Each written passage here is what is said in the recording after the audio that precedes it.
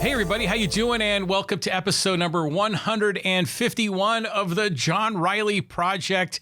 Hey, welcome to the podcast. We're live streaming on YouTube and on Facebook. We'll have this posted up on Apple Podcasts, Google Podcasts, iHeartRadio, Stitcher, Spotify.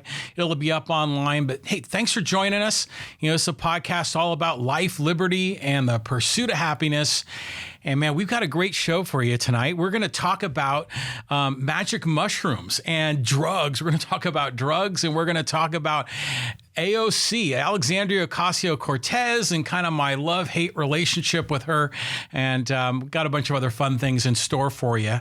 But yeah, we're doing the live stream, and geez, what time is it? It's about 9:30 right now, and the Padre game just ended, and the Padres, they won 14-4. The offense just blew up. Fernando Tatis Jr., 2 homers, one of which was a grand slam, 7 RBI. The 3-run homer he hit was just a laser beam bullet. I mean, just a special talent. It's so awesome that here in San Diego, where we have just such a terrible history of losing teams, we finally have one of the big superstars in baseball. It's just really exciting. But it was interesting is in the game, you know, the Texas Rangers were really pissed off at him because the bases were loaded. The Padres are up 10-3, and they had a 3-0 count, and they just kind of grooved a fastball. And I guess that's, you know, sort of baseball etiquette to lay off that pitch. But Tatis just crushed it into the right center field seats. And the next batter, Manny Machado, they threw behind him, and you know, it was a big controversy. So pretty interesting stuff, but in the end, man, Tatis has got to be an MVP candidate. It's exciting. And the Padres now, they're back to 500. You know, Zach Davies pitched really well. He's kind of stealthy good. And even though we're going through some tough times with, you know, Tommy Pham is hurt, and Kirby Yates is hurt, and Francisco Mejia is hurt, and Will Myers is hurt. Somehow they still came up with a 14-4 victory. So nice to get out of the NL West and play against the Texas Rangers. Yeah, the other thing going on tonight is the Democratic Convention, and I've been seeing some, you know, tweets about it and some people commenting online. I don't know. For me, I normally like watching the conventions, both the Republican and Democratic conventions. But, you know, this year there's no audience, and it's not going to have the same energy. And I'm just not really all that interested. And so we all know what's going to happen. Biden's going to be the guy. And you know, I guess maybe we'll catch highlights of it later. But I just kind of have a sort of a meh attitude to it, you know, at any rate. Let's talk about this topic of magic mushrooms. I never thought in a million years this would be a topic for me on the podcast. But last night I was watching 60 Minutes, and they had a segment that was really good. It was really interesting, and it was titled "How Psychedelics Can Help People with Addiction and Anxiety," and said that study participants at some of the country's leading medical research centers are going through intense therapy and 6-hour psychedelic journeys deep into their minds to do things like quit smoking and worry less. And man, this was amazing. I mean, because some of these things are things that I'm trying to work through, you know, with anxiety and overthinking. And, you know, these people had much more severe challenges. I mean, not even the same league that I'm in. And they were able to find solutions by taking these mushrooms. And it was just fascinating. It's kind of like the dark side, this sort of secret type of science that is shunned in mainstream culture, but has these incredible benefits. And, you know, I know about your experience with mushrooms. I've never taken mushrooms, but when I was in college, a lot of my friends did. And I remember our fraternity used to do a teeter-totter marathon to raise money for multiple sclerosis. And it would be, you know, 24 hours, like for a whole week. And it was a pretty cool event. But I know some of those late evenings, some of the guys in our fraternity would kind of trip out on mushrooms while they did that. And you'd hear just their crazy stories and their adventures. And you know, so it was prevalent. It was around me in the 1980s when I was in college. It was always something that was interesting. You know, I was kind of curious about it. I never took the plunge. But it's cool that the drugs themselves aren't just voodoo. They're not just, you know, evil. They're not just, you know, this hidden underground thing, that they're actually medical therapeutic benefits that can actually solve people's problems. And that's what the 60 Minutes piece really got into, which was so fascinating. And I'll put a link to the 60 Minutes piece that has both the written article and the video of the 15-minute segment on the show. But it was great. And, you know, they talked about how they could treat addiction, depression, and anxiety. And for smokers, they were able to cure 80% of the people, you know, get them to stop smoking, which, you know, getting people to stop smoking is so difficult. It's so hard. And it's one of the most addictive substances. I mean, heck, there's so many smokers in my family. I've been around that a lot. And I know they have a very difficult time quitting. But this drug was able to basically kind of rewire their brain so they didn't have to have that addiction to nicotine. I mean, there was one guy that was featured on the show that he was drinking 20 cocktails a night, 20 drinks a night. I mean, the doctors thought that he was going to kill himself, and he ended up taking these mushrooms, and now he doesn't drink at all. And he has no desire for alcohol, and he feels great. And wow, wasn't it just so special to see this, you know, from, you know, these people that have their struggles, their challenges, and this drug, this, you know, something that has been shunned or really thought of as dirty and ugly is actually something that could really help people. So that was the neat part of it. Now, you know, part of this is, it all goes back to this foolish war on drugs, right? Because, you know, back in, you know, the counterculture in the 1960s, and then everyone was coming down on drugs. And, you know, it's like the Timothy Leary, you know, urging people to turn on, tune in, drop out. It just led to a big clampdown, but it was all driven by fear. It was driven by not really understanding the science, and not understanding how these drugs were in many ways beneficial, but they were just being used by, you know, those people, you know, the hippies, or in some cases, people of color. And, you know, that's where the whole war on drugs kind of started, was when the Nixon administration really wanted to kind of control the hippies and control people of color. And that's what's led to mass incarceration and all kinds of terrible outcomes with the war on drugs. But it's that fear in mainstream culture that has pushed this into the corners. And it's just a shame, because yeah, you know, there's a trippy aspect to it, and people do it recreationally, and, you know, some people will say that it's immoral, but I'm telling you, these people had real results, real benefits from taking these drugs. It was just awesome to see. And there was one person, and he said that he experienced what the researchers describe as ego loss or identity loss, the quieting of the constant voice we all hear in our mind. It was essentially was like his brain, in a way, was rewired from this. And it was that constant self-talk, you know, that leads people into depression or anxiety, that he was able to kind of quiet the volume. And what's interesting is, for me, I've been going through some of this myself, and I've commented about this on the podcast in previous episodes, where I've had cases where, you know, the self-talk can be very loud volume, and, you know, you're kind of reliving old moments, or you're worrying about the future, or you pick an event in your past and you relive it over and over and over again in a cyclical fashion, and it can drive you bonkers sometimes. And I've been able to work through a lot of this, and it's been challenging, you know, through journaling. And, you know, I went to Pahrump last weekend to my, you know, so-called fortress of solitude, you know, kind of got away from it all, had nothing scheduled, no one to, you know, be with, just by myself, and really took the time to process a lot of things. It was very, very helpful.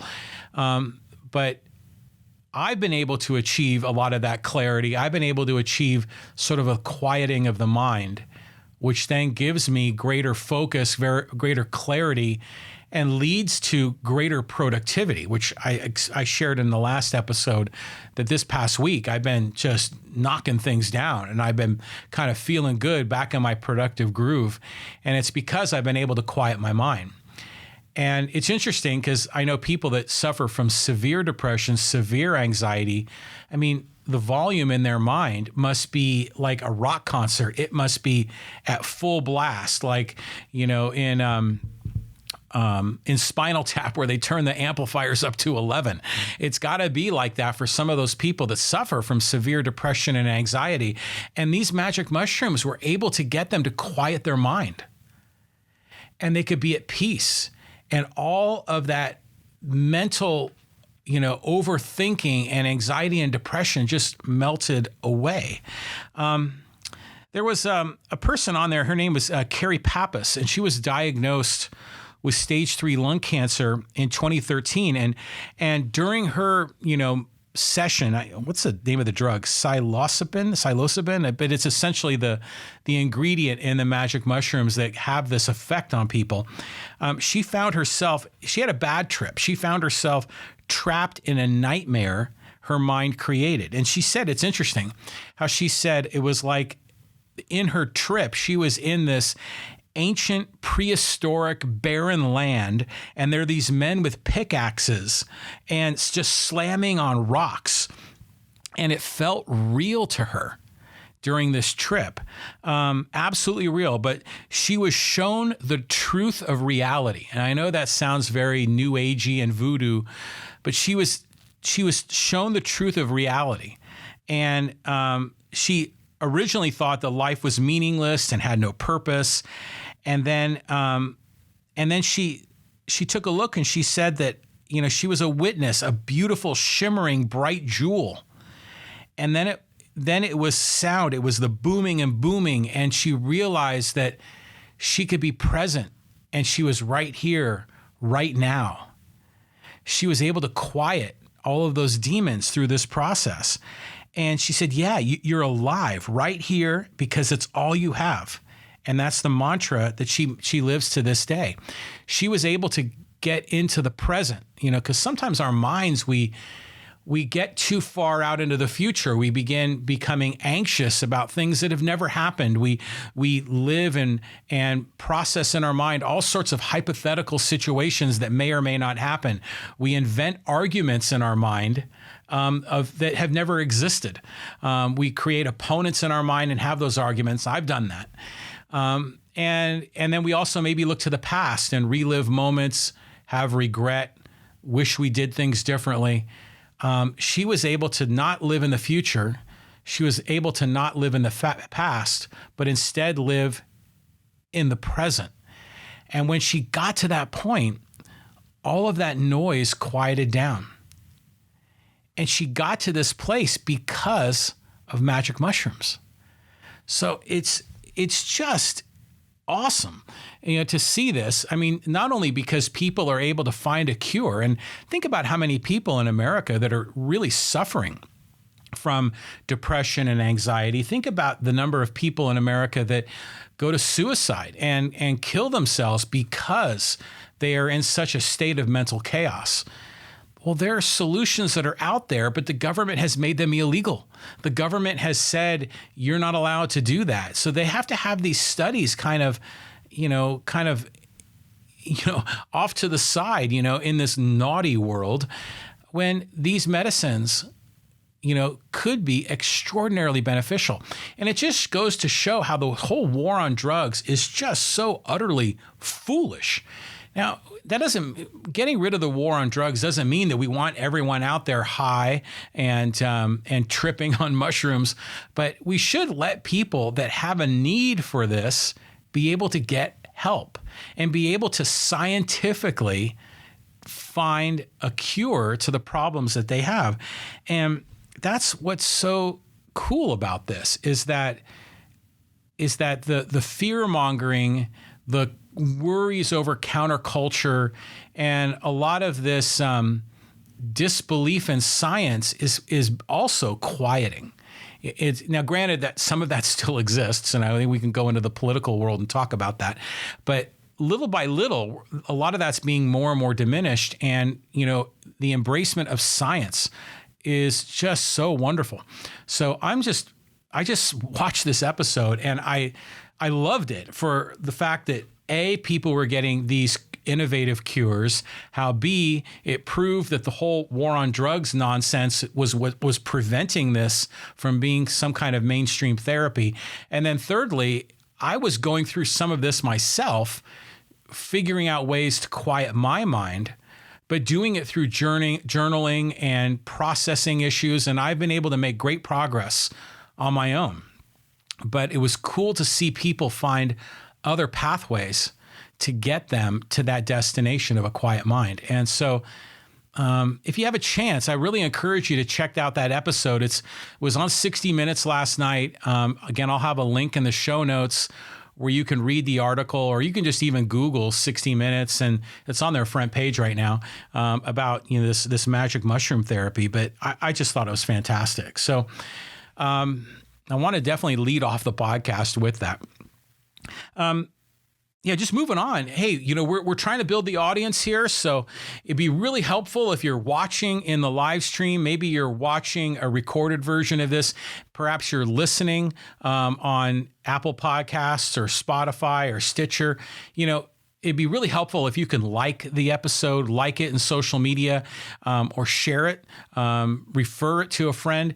That really helps in the algorithms, because, we're trying to build the audience, and the more people that engage with our episodes, the better we're going to do. And we're going to be able to kind of ratchet this up. And we've been doing a really good job of building the audience, but there's much greater heights we can get to. So really would appreciate it if you could, like, subscribe and share. That would be so helpful. And then of course, here we're on the live stream here. So this is kind of the next layer of innovation that we're doing in the podcast. So we're always able to take questions. So if you want to zing some questions or comments, I'll read them on the air, and we can kind of have a little bit of dialogue as well. One other comment before we get into AOC and all of that, I want to share a couple other things. My last podcast, I talked a lot about the gig economy, and I've gotten a lot of feedback from a number of different listeners and viewers that were asking questions about the gig economy. And it was interesting that sometimes we get into some of these semantic definitions of what the gig economy is, because so many of us, when we think of the gig economy, we immediately jump to Uber or Lyft or DoorDash or some kind of a job that can be activated by an app on your phone. And that's sort of the 21st century kind of new economy. There's a lot of that. But when I talked about the gig economy in the last episode, and the gig economy mindset, which was really what I was going after in that episode, the gig economy, I think, is almost the 21st century way of talking about independent contractors, freelancers, solopreneurs, people that are out there just hustling for work assignments. And being a driver for Uber and Lyft, that's part of it, but that's not all of it. I mean, it's much broader than that. And I think it has just tremendous opportunities for people, especially in adjusting our mindset so that we can think more like entrepreneurs and think more in terms of identifying opportunities, applying innovative solutions, and really showcasing our value as a partner, as a worker, or in some cases, even as an employee in a corporation. That mindset of being an entrepreneur, even in the corporate world, is just very powerful. And that's what I was really hoping to reinforce there. So I'll probably keep talking about the gig economy because I participate in it. It's a big part of my career. And because I do a lot of consulting work, I do a lot of project work for my clients. So I'm a big proponent of it, and I think it has huge benefit, for perhaps for you and maybe people that and especially coming out of this whole COVID crisis, the whole economy has sort of been, kind of went sideways a bit, and having that mentality is just really helpful. Especially, it'll help you build multiple streams of income. So if one of them goes south, you don't have all your eggs in that basket. Like if you got laid off from a job. This way, you can have multiple streams of income and kind of really be able to essentially construct your own safety net as you go through this. So at any rate, I wanted to clarify that. Also want to talk a little bit about, I was talking to one of my friends, my friend Jack up in San Francisco, and we're talking about the NBA playoffs and they're getting started. And, how everyone already is starting to talk about Lakers Celtics this and Lakers Celtics that. And they're like, come on. I'm rooting for the Clippers in the NBA playoffs, and it's because of Kawhi Leonard, because I went to all the San Diego State games when he was a player there and still go to the games there at Viejas Arena, and just a big fan of the Aztecs. And so naturally I'm going to root for him. But it's funny how, here in San Diego, we're still bitter that the Chargers left and moved to San Diego, right? And so for a lot of us, like I wrote off the NFL. I'm no longer following the NFL. And there's a lot of other people that they are, refuse to root for the Chargers. They've found another team. David Leland, who joins me on the podcast, he's now a fan of the Seattle Seahawks. And a lot of people say they can't root for the Chargers because they stiffed San Diego. But then people will still root for the Clippers, obviously because of the Kawhi connection. But the Clippers bailed on San Diego back in the 80s, back when I was in college. It was funny, is back then in the 80s, I worked at the sports arena back when the Clippers played there. I was one of those guys that sold popcorn and soda up and down the aisles. And it was a great, again, a kind of gig work. It was a great gig for a college student, because I was paid on commission while I was there, and I got to watch NBA games for free and get paid to do it. It was just fantastic. But yeah, we were bitter when the Donald Sterling moved the Clippers out of town in the middle of the night. So, but anyways, yeah,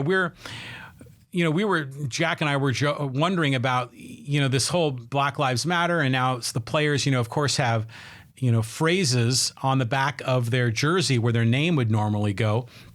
And we were wondering if that's going to continue in the next season, and how sometimes we wish we could see the name, because sometimes we see the player and we don't recognize them right away. And so we wish we could see the name, and then sometimes, it says equality, which is cool. And I like that. But apparently, I guess on some of the jerseys, they're showing the name on the bottom, and sometimes that's not always visible. So I'm looking at the live stream, and it looks like it's acting a little funny here. So did it go dark for you? So, and then a couple of comments here. Ben Neal said, did you watch any of the DNC? And no, I didn't. The Democratic National Convention, wasn't watching that at all. Well, we're having trouble here, friends. The internet connection here is not working. There's apparently trouble here in paradise. And Jamie Tobit chiming in saying, might be on my end, but the audio is really hard to hear.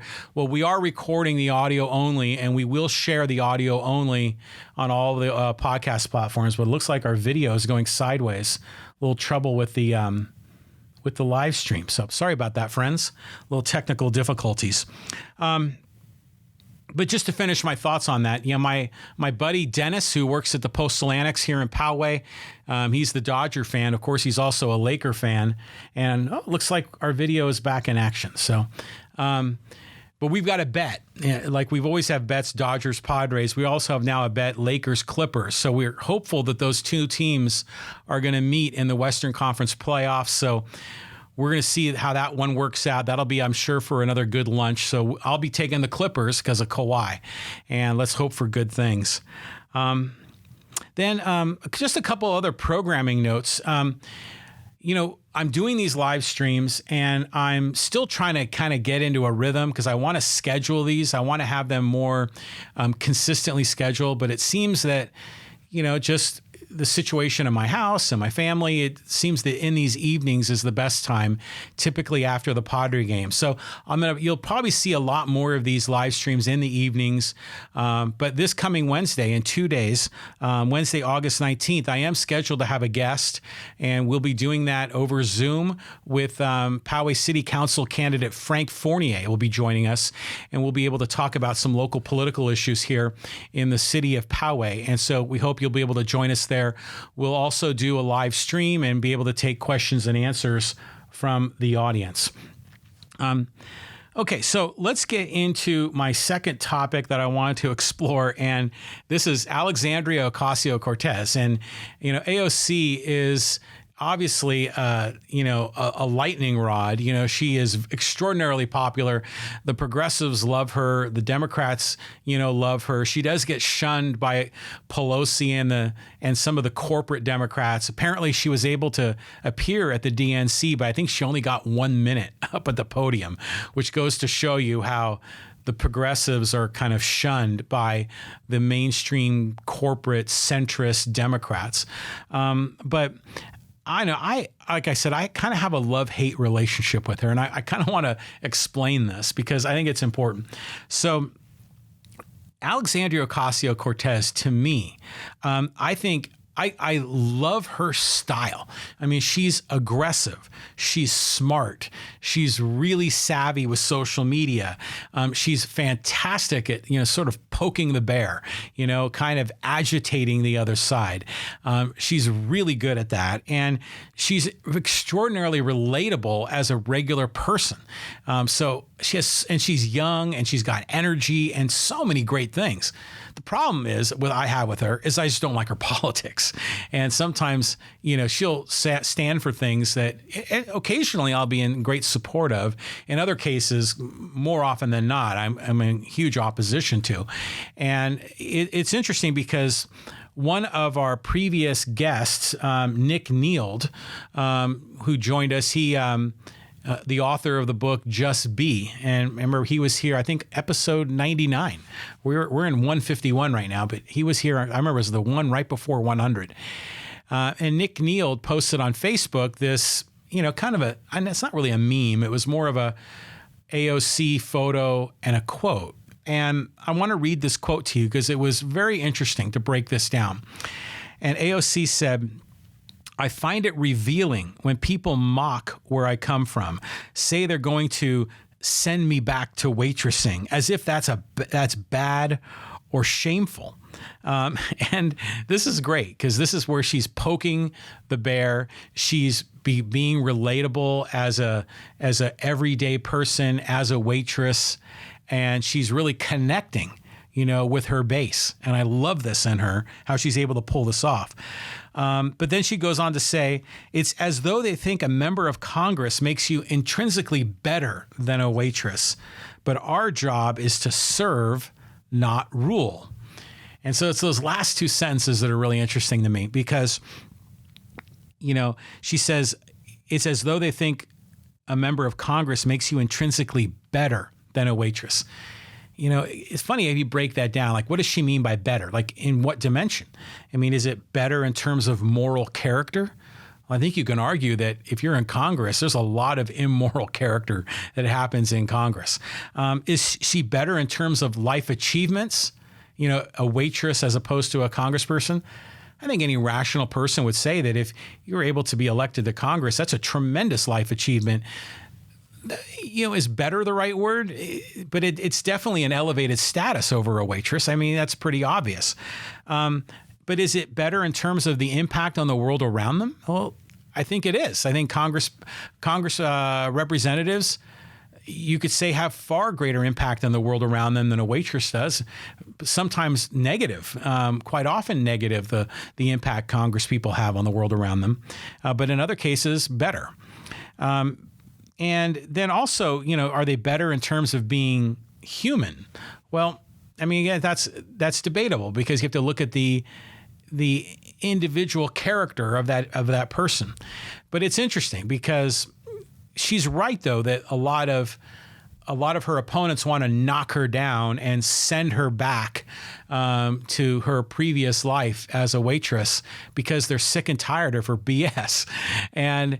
But it's the reason is I think they just get so irritated with her because she's so damn good at delivering her message. She's so good at getting under the skin of her opponents.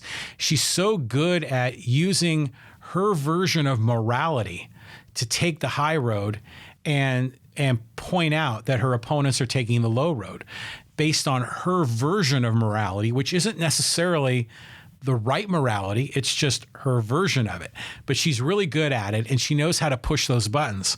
But the last line, I think, is probably the most important. She said, but our job is to serve, not rule.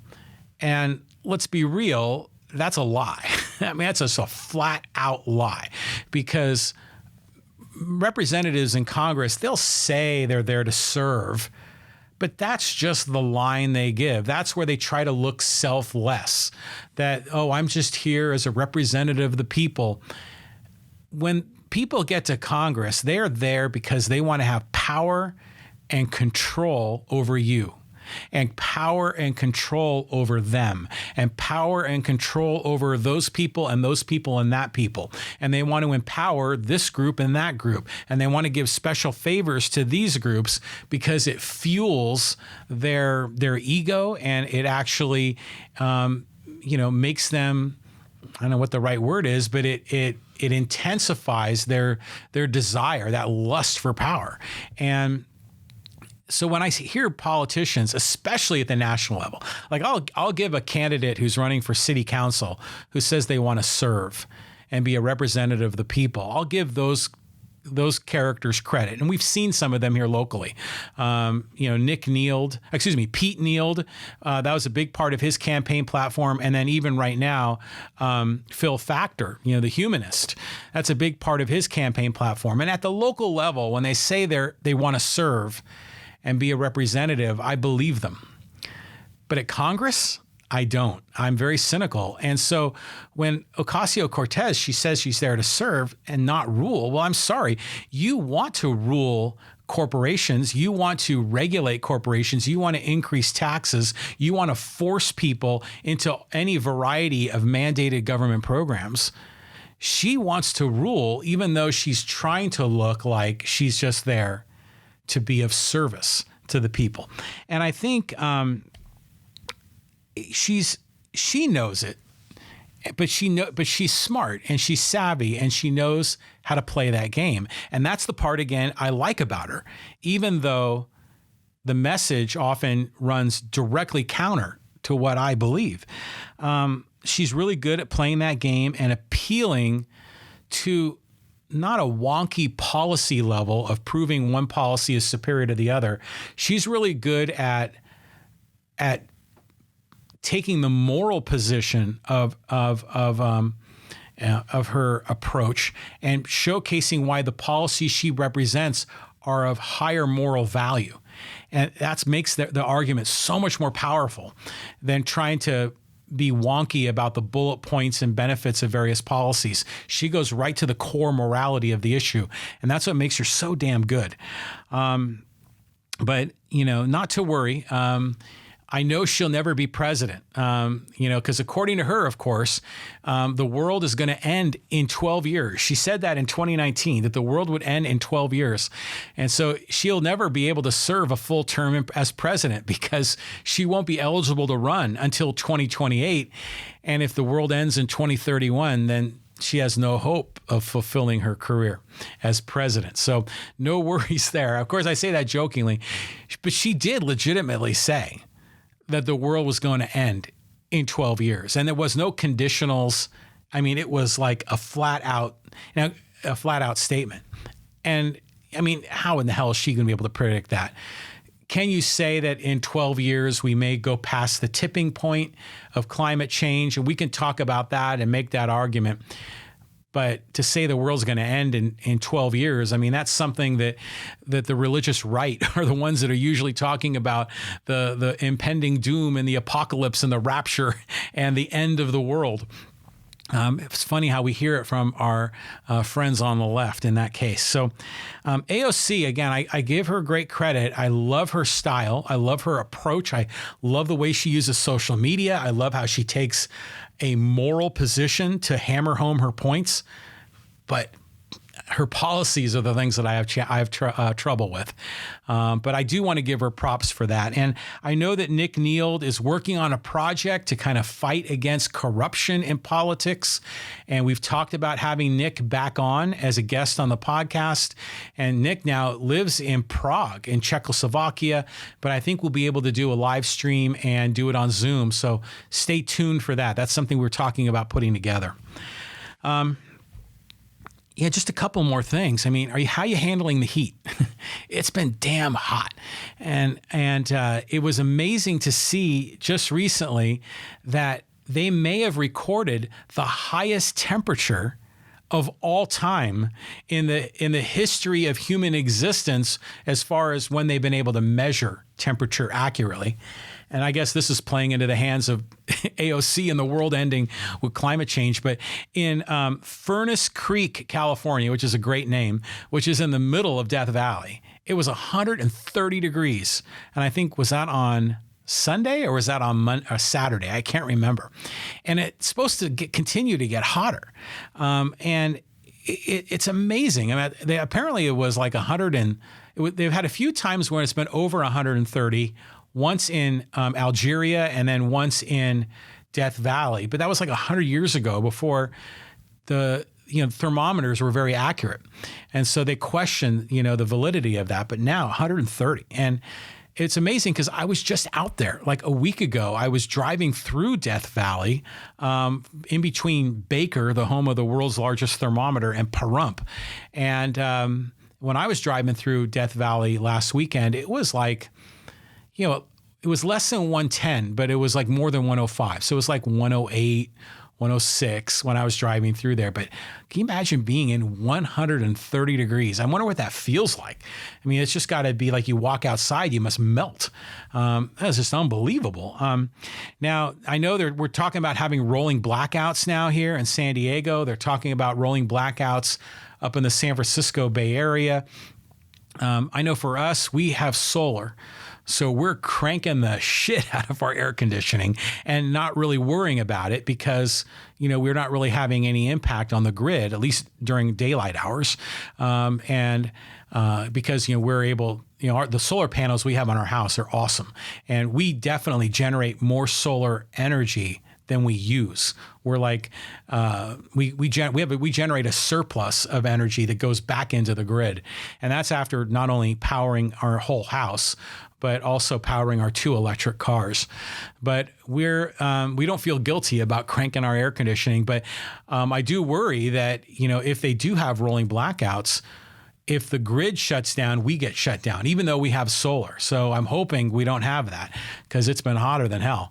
But I remember before we had solar, we did the deal with San Diego Gas and Electric, and where you could get a discount on your electric rates, but you had to agree to be the first in line when they have the rolling blackouts. And I remember we did that originally.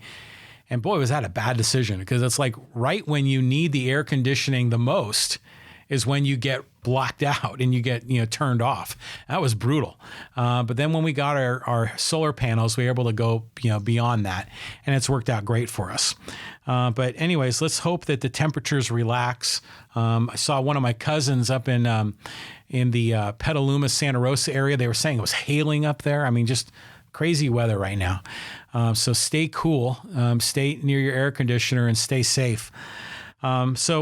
Gosh, we're about 38 minutes into this podcast. After I wrap this up, I'm going to go back and I've been watching this new show on Netflix. Not Netflix. No, it's on Amazon Prime because I just finished Mr. Sunshine on Netflix, which was fantastic. It was all about, the time when the Japanese conquered Korea and the Koreans were fighting back and fighting for independence. And it was all about a a Korean boy who was a slave that escaped Korea, came to America, joined the military, and then as a captain in the Marines went back to Korea to serve, I guess, kind of like in their embassy. It just was fascinating. It was like a kind of an interesting piece of history that I didn't really know a whole lot about that was reenacted in that show. And I can't recommend it enough. It was really, really well done. And apparently Mr. Sunshine was extraordinarily popular in Korea, in South Korea. So 99% of it is subtitled in Korean. Subtitled in English because it's spoken in Korean. There's a little bit of Japanese and there's a little bit of English. But if you're okay with subtitles, man, it's a really, really good show. And I think there are 24 episodes. So I wrapped that up this weekend. And so now I've moved on to a new show on Amazon Prime. And again, I love period pieces and I love especially reenactments of history. I just find it fascinating. So now I'm watching a show on Amazon Prime called Victoria. And it's about Queen Victoria, of course, in England in the 19th century. And this is really cool. I mean, because this is the time of the beginning of the Industrial Revolution, a great time of change in human civilization, and how she's breaking a lot of cultural traditions, not just within royalty, but also how she engages with the people, and how she's now, through the encouragement of her husband, Prince Albert, is beginning to embrace the new world. And the last episode I watched, they were able to ride on a locomotive, on a train for the very first time. A person in England had set up one on their property not too far from London. And it was cool. It's a really, really good program. So I'm enjoying that one as well. And it's, I think it was originally on PBS. So I don't know, I'm probably about 6 or 7 episodes in. So I'm sure I'll be able to knock down another episode tonight. That's a really good program. Victoria on Amazon Prime. So I'll be switching to that. Padre game was good. Padres won 14-4. They're back to 500. Hopefully they can put together a couple more wins and start climbing back up the standings. We're about a third of the way through the season right now, right? So it'll be interesting to see if they make some trades in the next week or two. The trading deadline, I think, is 2 weeks from today. So I'm just fascinated. This baseball season is a sprint. The Padres have the talent, finally, to actually get into the playoffs. And after that 5-game losing streak where I had lost all hope, I'm suddenly feeling I got the faith back with the Padres. So I'm really happy they won tonight, 14-4. Fernando Tatis Jr., 2 home runs, a 3-run homer and a grand slam. One was a laser shot. I mean, like they were saying, it was like a 17-degree launch angle. I mean, it was like a low laser beam that got over the fence in deep left center. So just insane how talented that young man is, and so special that he's playing for our home team. I mean, it's just awesome. So looking forward to that. So they'll be playing again tomorrow night. They're in a stretch here of games every single day, which is, for me as a baseball nut, really happy about that. Okay, so if you want to, continue the conversation, please subscribe on my mailing list. You can go to my website, johnrileyproject.com, and, click on the subscribe button, and you can subscribe to the podcast episodes. You could subscribe to any number of things on our website. You can subscribe to our YouTube channel. There's links to that as well. You can get on our mailing list, and also on johnrileyproject.com. I've been writing a lot more blog articles and really trying to get more into having more content as part of this project, more than just the audio and video podcasts. I'm trying to do a little bit more writing, and I'm still kind of in the early stage of this. I'm getting into a rhythm with it, and I'm sure that's going to continue to improve. And so I've had a number of posts there in my blog, so I encourage you to go check that out. And then, of course, you can follow us on Facebook, on Twitter, and I'm pretty active there. I need to get more engaged with Instagram, but I'm very, very active on Facebook and Twitter. So seek me out there, John Riley Project on Facebook or John Riley Poway on Twitter. And I've got 3 awesome quotes to finish this podcast. And it's, we talked about magic mushrooms and psychedelics and all of this. And here's like 3 really famous guys and their experience with psychedelics. And it's Cary Grant, Steve Jobs, and George Carlin. And so I just want to read these quotes to you because they're just fantastic. So Cary Grant, he said, "I have been born again," he told astonished reporters. "I have been through a psychiatric experience which has completely changed me. I was horrendous. I had to face things about myself which I never admitted, which I didn't know were there. Now I know that I hurt every woman I ever loved. I was an utter fake, a self-opinionated bore, a know-all who knew very little. I found I was hiding behind all layers of defenses, hypocrisies, and vanities. I had to get rid of them layer by layer. The moment when your conscious meets your subconscious is a hell of a wrench, and with me there came a day when I saw the light." And that was his experience by taking, I don't know if it was LSD or shrooms, but he took psychedelics and it completely, radically changed his life for the better. Awesome. Just terrific. Now here's Steve Jobs, of course, the founder of Apple, him and Steve Wozniak. But Steve Jobs said, "Taking LSD was a profound experience, one of the most important things in my life. LSD shows you that there's another side to the coin, and you can't remember it when it wears off, but you know it. It reinforced my sense of what was important, creating great things instead of making money, putting things back into the stream of history and of human consciousness as much as I could." And that's great too. I mean, granted, yes, Steve Jobs made a hell of a lot of money, but he created products that changed the world. He had massive impact on the world around him, bettering the lives with the products that came from his company. And his experience with psychedelics kind of reinforced that in him. Because you think a lot about entrepreneurs and business people, and it's all about the money. But really, if they're able to do what they love, in this case, Steve Jobs did what he loved, the money is just icing on the cake. They get their self-esteem, they get their fulfillment by producing these products that have such extraordinary impact on people around them. I mean, even Bill Gates, you think about the great things that he's done with Microsoft. Far greater than he's ever done with his philanthropy. He's changed the world too. And so I just think it's great. So Steve Jobs, he took LSD and for him, it was great. And again, we have this voodoo relationship with LSD. Again, I think we need to go deeper with this. We need to break down the fear with the war on drugs, because a lot of these drugs that are outlawed and illegal actually have medical benefits, psychiatric benefits that can radically change and improve people. Now here's George Carlin. Of course, you're going to get a hell of a quote from him. And he says, "Fuck the drug war. Dropping acid was a profound turning point for me, a seminal experience. I make no apologies for it. More people should do acid. It should be sold over the counter."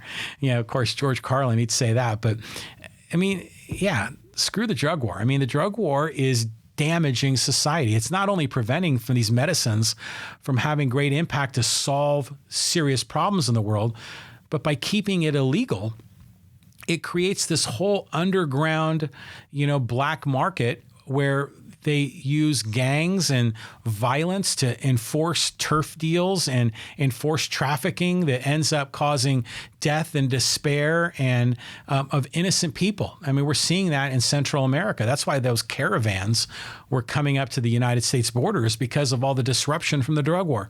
And then we look in the United States and you talk about gun violence. My God, if you want to reduce gun violence in the United States, end the drug war, end the drug war. And I think we'll see huge benefits in society if the people that are fear-mongering drugs can just get over themselves and kind of look at it rationally, look at it objectively, that the drug war is damaging. It is not helping. But some people are just still clinging to that fear. So love that. Cary Grant, Steve Jobs, George Carlin, all having great experience, life-changing for the benefit, for the positive from taking psychedelics. Wow. So what a way to close a podcast. Again, I never thought in a million years I'd be doing a podcast about drugs, but here we are. So thanks for listening. Thanks for watching. Thanks for joining us on the John Riley Project. This is episode number 151. We'll be back with you again. We're tentatively scheduled for Wednesday, August 19th. With Poway City Council candidate Frank Fournier. He is running against Kaylin Frank and Chris Olps, and really looking forward to meeting Frank and learning about his campaign platform. So if you live in Poway, especially if you live in District 4 in Poway, this will be a really good podcast, and I hope you can join us. So thanks again, friends. We'll see you later, and have a great evening. Bye-bye.